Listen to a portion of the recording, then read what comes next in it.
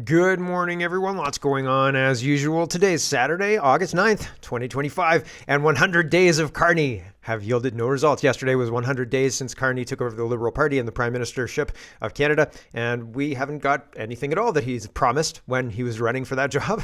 And I'm not surprised. I'm not sitting here saying, oh, I can't believe that this happened. I'm just letting you know that here we are, and yeah, this is exactly kind of what I thought was going to happen. The good news is that more damage really hasn't been inflicted on Canada by bad legislative decisions, but the bad news is more damage has been levied towards Canada without the House of Commons sitting and with Carney just unilaterally using a pen to do what he wants. So that's very problematic for people who like Canada as a democracy or as a series of people who represent us, the citizens, at the House of Commons. Instead, we've got Mark Carney and Brookfield running Canada as a corporation. And while that may sound like it would be more prudent management, it's turning out to be terrible management. Awful. Land rights in Richmond, BC? Nope. A tribe have established, and I can't remember the name of the tribe, but I'll tell you when we get to the news article. They've established Aboriginal land rights and on 800 acres. And a judge has confirmed this, and people are starting to respond to this and saying, yeah, we can't just ignore this and allow this to continue. It's going to be very bad for people who think they own the land that their house is on when they find out that they don't. Putin to meet in Alaska on next Friday, so that'll be an interesting meeting. Putin is using monologues as a weapon, so Putin is turning into Doofenshmirtz. I can't wait to see what his nadir is. Conservative premiers are ignoring the tyranny out of Nova Scotia, and Jeff Evely, I think I get his name wrong all the time, but he was a PPC candidate. He lives in Nova Scotia, and he has been fined $25,000 plus tax for breaking the ordinance of do not go into the woods. So there's lots to get to. Let's get to it first. We've got to start with the fires and all of the surrounding, or the fire ordinance, don't go into the woods ordinance in Nova Scotia, and all of the surrounding news that's dealing with that. So here we go. Zach says, waiting around for conservative politicians to denounce the Nova Scotia hiking ban. Anytime now. And it's Mr. Bean laying down, eventually waiting, because it's not happening. It's not happening. Here is John Paul, and he's responding to Tim Houston's announcement of no going into the woods, etc. And John Paul says, has anyone seen any conservative MPs calling out this insane authoritarianism on display in Nova Scotia? Of course not. Just like during COVID-19, they refuse to criticize any infringement of our charter rights. They're all on the same team, and you and I aren't on it. That's a George Carlin skit, by the way. And I think that that's accurate. I think that from Poilievre to Doug Ford to Danielle Smith, I haven't heard Scott Moe, anybody, nobody denouncing this. You can't do that to people. Nobody denounced it in 2023, right? So presumably they see this as prudent policy making to protect people from fire. But I think that I think that it sends other messages as well. Nathan says Liberals pump out $206 million into climate brainwashing. Conservatives push fairy tales that your footsteps start wildfires. Two parties, one scam. They sell fear. And PPC, he says, sells freedom. Ryan is highlighting this Calgary Sun article. Carney government plans to spend millions of dollars propagandizing young Canadians about climate emergency. And Ryan says the Libs want to spend $206 million over 5 years programming your children to be afraid of the weather, while telling them that if you drive an EV and install a solar panel, it will stop forest fires. These people are sick. Yeah, and taking advantage of people's low information and high regard for the news that is definitely lying to them. Here is Tokyo Rosie, and she says, what is it about conservative premiers in Eastern Canada that makes them not conservative? Conservative premiers in Alberta and Saskatchewan aren't perfect, but at least they don't act like liberal douchebags. No, they just stay silent when their colleagues act like liberal douchebags. So, and well, Danielle Smith, what's your game, Danielle Smith? It's just the same game as Jason Kenney, I think, really. Here is Concerned Canadian. He says, anyone else see how counterintuitive this is? This is a meme, but I think that it's an accurate meme. By banning people from being in the woods to prevent wildfires, isn't that basically admitting that climate change is not the cause of wildfires? Yes. Yes, it is.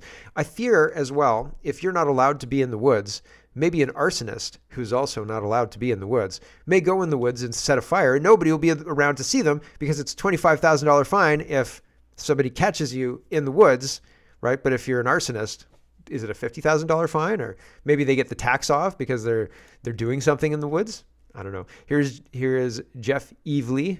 I was getting his name wrong before. I think I said Everly before. And he is doing his Woods Not the Woods stick, right? And it's good. It's a good stick. Hey everybody, Jeff Evely here out in Nova Scotia on Mountain Road in Coxheath. And as you can see behind me, this is the woods. But over here, this is not the woods. This is the Department of Natural Resources, where the conservation officers work, who issue $25,000 fines for going in the woods. It's not bad. So he went in and got a ticket, and here's them giving him the ticket. So he's waiting around. Put us off months in advance for court times, so we just do a SOT for entering the woods without forest travel permit when proclamation is effect. You have a court plea date. Your due date is the 12th of September, so it's a lot quicker, just the ticket. So that makes sense. So this is. Want to go that to make it quicker? Okay, so this is an SOT, and that is for summons to accused. What is this? Summary offense ticket. Yeah. For today's date. Your information, Forest Act 25 sub 1. Fine is $28,872.50. Okay. I thought it was 25,000. It's 28,870. Court costs, victim fees. Taxes. Oh, victim fees. Yeah. Okay, sounds good. All right. Thanks very much, gentlemen. I appreciate your courteous approach. Nice chatting with you. All right. Take care.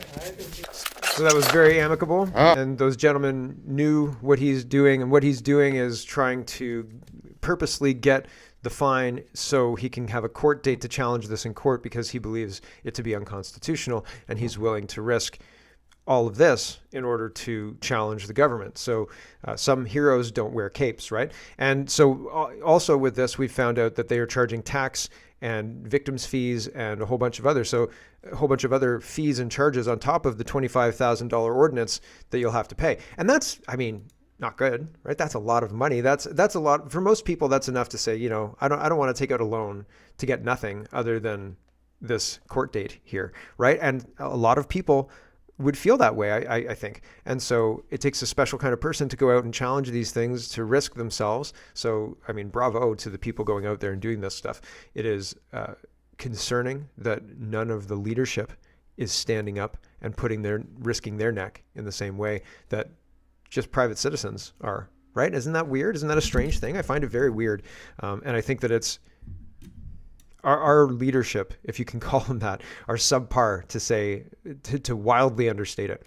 And so it's interesting to watch, and good job, Jeff. Farming UK says 2 bird flu outbreaks have hit commercial poultry farms in Devon, one near Seaton and one near Lifton, while suspect cases have been found in Suffolk and Wales. Birds don't get flu.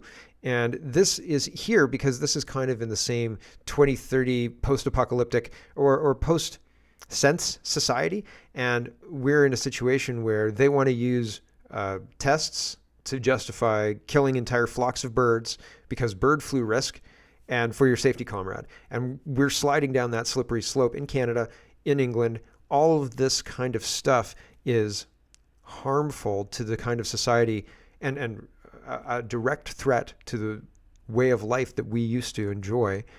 Freedom to walk in the woods, freedom to have chickens, freedom to grow food, right? They're going to take control because they're going to say, oh, bird flu is a real and big risk. And, if one chicken in your flock has it, we have to kill everybody in the flock. And egg prices will go up, all sorts of negative impacts. They use this to control the food. If you control the food, you control much more.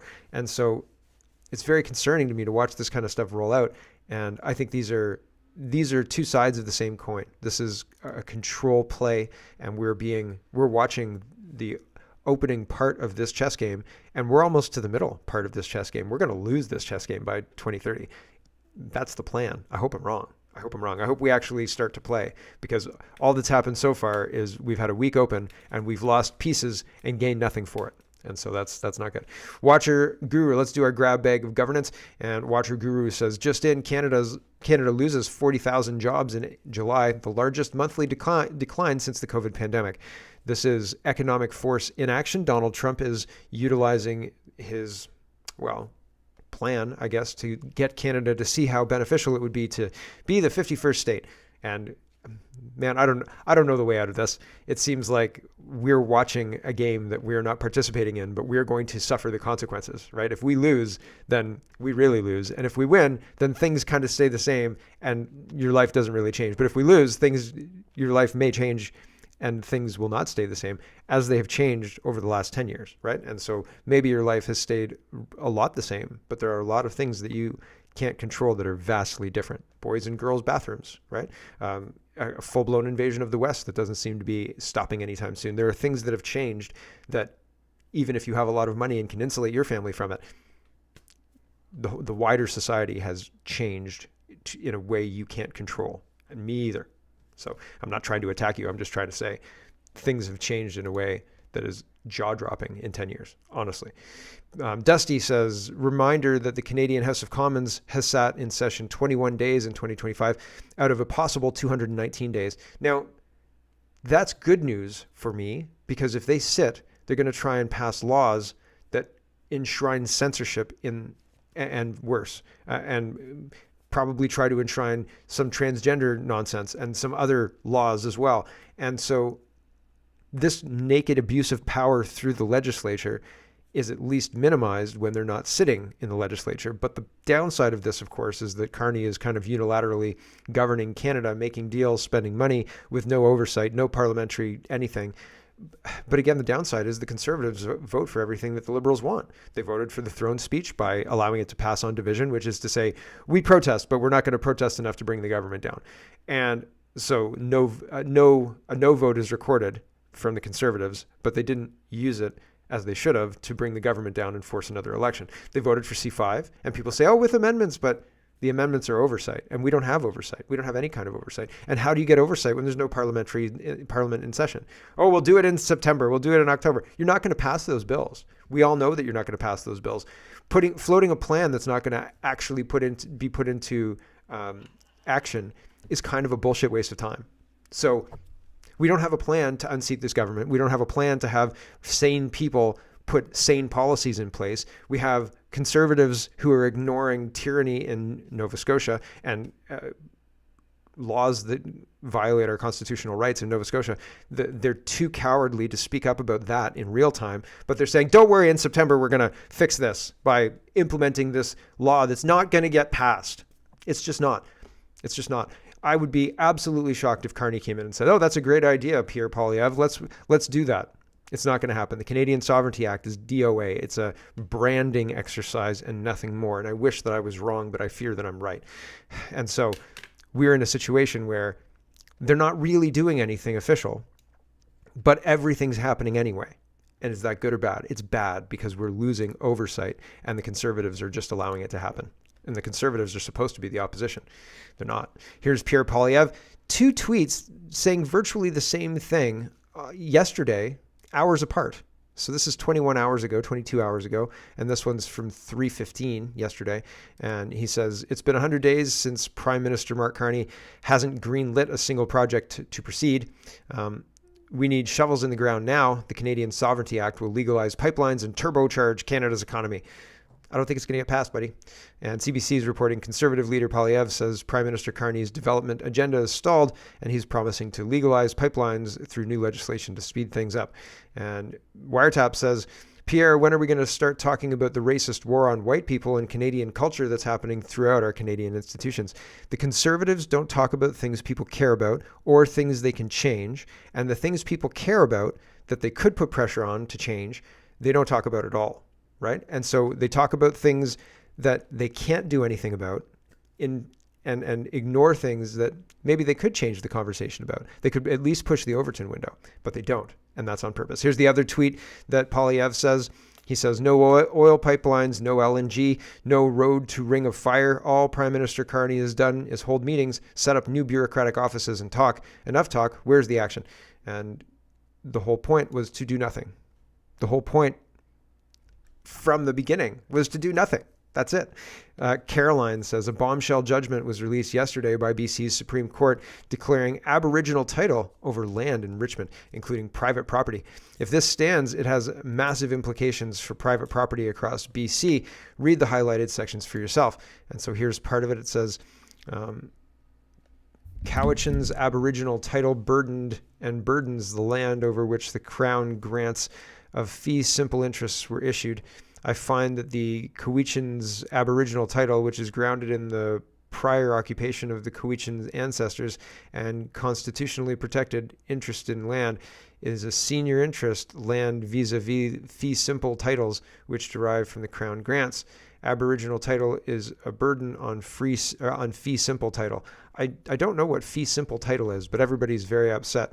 And Caroline continues, she says, the judgment itself states the question of what remains of Aboriginal title after the granting of fee simple title is the same lands should be reversed.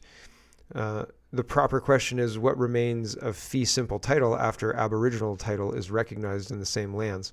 The province and Canada can and must appeal this decision. It's why the work of the organization I'm involved with the Public Land and Use Society is so important. It's not just public land anymore, it's private property too. Support our work here, she says. And yeah, pretty wild. John Rustad has seen this as well. We'll get there in just a sec. Juno News has seen this as well, and they're reporting it.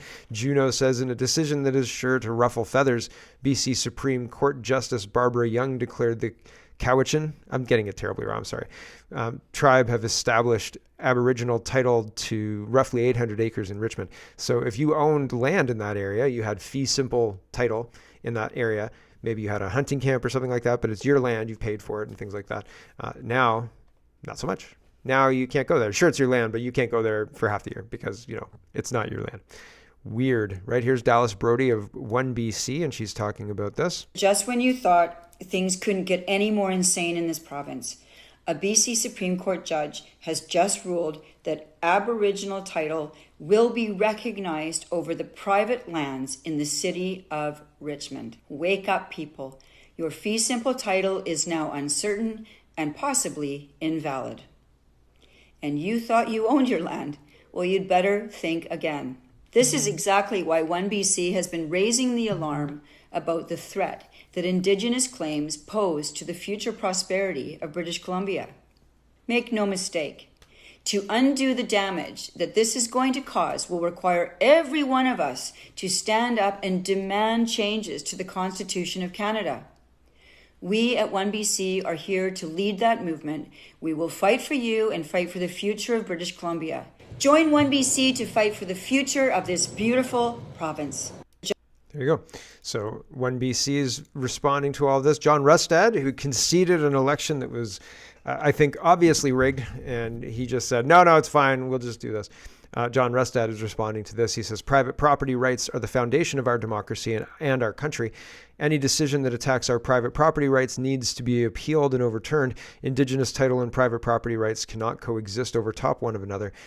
Losing private property rights on your home, your land, and undermining the rights that underpin our country is wrong. Reconciliation cannot be achieved by taking rights away from one group and giving them to another. Well, I would agree with most of that, and it's interesting to see. I wonder where this fight is going to go, and if this judge is going to be slapped around, if there's going to be a notwithstanding clause dropped, if there's going to be some kind of correction here, because it seems like they need to correct this.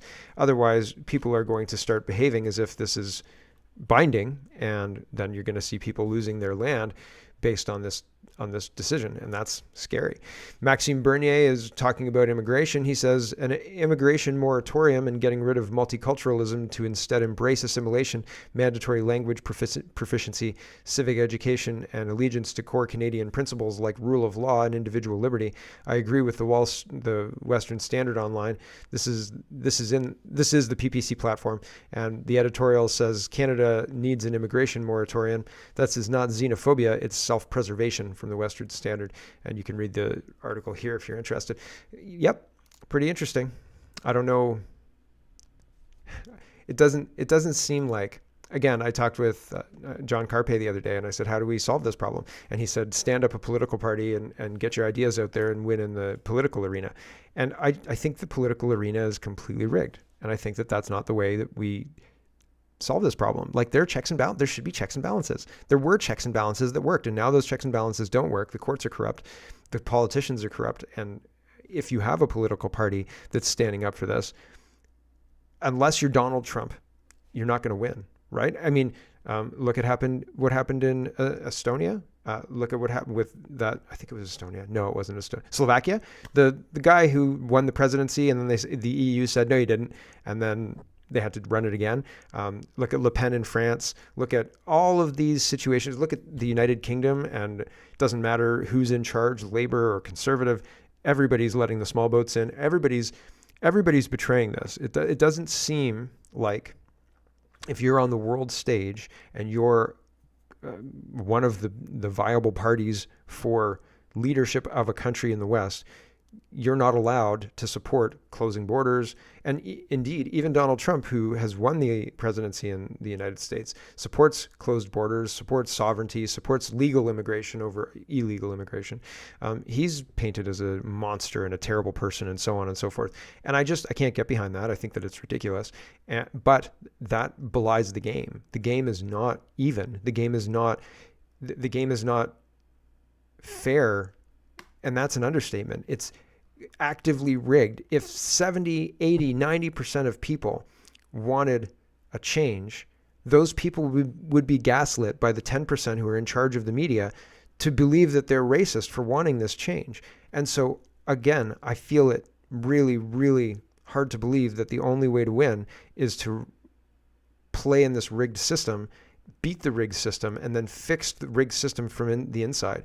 Because once you get there, look at what's happening to Trump. There are judges that say you can't do that, and then he takes it to court and they say, okay, yes, you can. If you didn't know, if you weren't aware, right? And say you win, and then all of your economic advisors come in and say, sir, if you turn off this immigration tap, it's going to cause all of this economic damage, blah, blah, blah, blah, blah, blah, blah, blah, blah. And that'll be on you, sir. You'll be the terrible guy, you'll be the Hooverville guy of Canada, right? And I mean, we've already got that, Justin Trudeau. But still, the implication is they're going to come in and they're going to threaten you with a depression. They're going to threaten you with everything to get you on board with their plan. And if you don't know, if you are not aware of that, you're going to believe them because you think they're working in good faith and they're not. And so I can't believe that that's the only solution. I can't. I don't think that that's the only solution. But I don't think the solution is as easy as that, right? That sounds like an easy road compared to what I think is necessary to restore the West to what people believe the West to be, because now it's not. The West is, I think, almost fully communist at this point in time. So I don't even know that the United States has a republic that's a representative democratic republic, right? So anyway, I digress. Frustration at times, but life is like that, I guess. One more tab before we say goodbye to the stream. Mocha is reporting a big bombshell. Alberta's police chief was appointed by the same board that he chaired. Danielle Smith's government silently went along with the fact that the independent agency Police Service Oversight Board, tasked with finding the most qualified Albertan to lead their new provincial police force, chose its own chairman, Satpal Singh Parhar, for the job. Having hidden this critical conflict of interest concerning the safety and security of Albertans has rattled critics who are now calling for the resignation of Chief Parhar, the entire board, Minister Mike Ellis, and Premier Danielle Smith. Last week, in our in-depth report raising national security concerns about the questionable selection of Chief Parhar prior to our discovery that he had served as chair, Mr. Ellis's press secretary stated that the process was independently led by the independent agency Police Service Oversight Board and adhered to established public sector protocols for executive-led appointments. Or executive level appointments. This revelation shatters the credibility of that statement and raises serious questions about integrity, transparency, and accountability at every level of Danielle Smith's government. So, as I was saying, Danielle Smith seems great if you're not really paying attention, but if you are paying attention, you can't help but say, what's your game, Danielle Smith? Honestly. So, weird, right? So with that, we'll say goodbye to the stream. These appointments, these underhanded agreements, the funding, the holidays being recognized in Alberta, bank loans, et cetera, for votes for the leadership race, all of that stink. And people don't talk about that, right? We talk about how racist the right is, and it's ridiculous. We're being propagandized and told lies, so we believe the framing that they're forcing on us. And that's not the way we should look at what's going on. We should look at what's going on through the frame of, is this legal from a legal standpoint? What they're doing does this fit in line with the laws that I think our country is should be adhering to? And I think a lot of the time what they're doing isn't actually legal, and they don't care anyway, and they do it anyway, and nobody's going to hold them accountable. Like $25,000 fine for going into the woods, that's probably not legal, but they're going to get away with these kind of things because, just like COVID, they've convinced enough people that the danger is real, and they're acting in good faith and for your safety, comrade. And in that point, it doesn't matter what's real, it matters what people believe. And we're told through propaganda media that they all believe these fires are real and you should stay out of the woods, right? And so with AI, it's just going to get